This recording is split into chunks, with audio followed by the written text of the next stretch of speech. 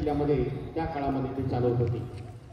मुंबईमध्ये असताना जो भाऊचा धक्का होता, म्हणजे आजही आहे, त्याचं नाव आपण भाऊचा धक्का म्हणून ओळखतो. जे प्रसिद्ध आहे तो भाऊचा धक्का महाराष्ट्रामध्ये, भारतामध्ये सगळीकडे भाऊचा धक्का हा प्रसिद्ध आहे. परंतु त्या ठिकाणी पूर्वी तो सेवालाल धक्का होता, कारण त्या ठिकाणी बंजारा समाजाचे लोक त्या धक्क्यावरती काम करायचे आणि परदेशामधून त्या ठिकाणी माल यायचा आणि परदेशामधून जात देखील होता आपल्या भारतात. असे संत सेवालाल शैक्षणिक क्षेत्रामध्ये देखील त्याने अनेक प्रकारचे कार्य केले.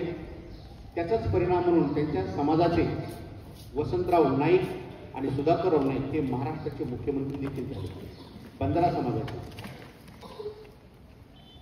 आणि हे मुख्यमंत्र्यांनी महाराष्ट्रामध्ये हरित क्रांती घडवली, असे हे मुख्यमंत्री होऊन गेले. या बंजारी समाजाच्या संत सेवालाल यांची समाधी जी आहे ती वाशिम जिल्ह्यामध्ये पोहरागड या ठिकाणी आहे. आणि बंजारी समाजाची जी काशी म्हणतात आपण, काशी विश्वनाथ, जसं हिंदू धर्मामध्ये काशी विश्वनाथ अतिशय पवित्र स्थान आहे हिंदू धर्मातलं, त्याच पद्धतीने बंजारी समाजामधलं जर पवित्र स्थान कुठलं असेल तर ते आहे पोहरागड.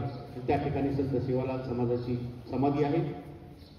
अशा प्रकारे आपण या ठिकाणी त्यांच्या कार्याचं मी तुम्हाला थोडक्यात सांगितलेलं आहे. पुनश्च एकदा सर्वांना संत सेवालाल समाजाच्या, संत सेवालाल महाराजांच्या पुण्यतिथीनिमित्त शुभेच्छा देतो.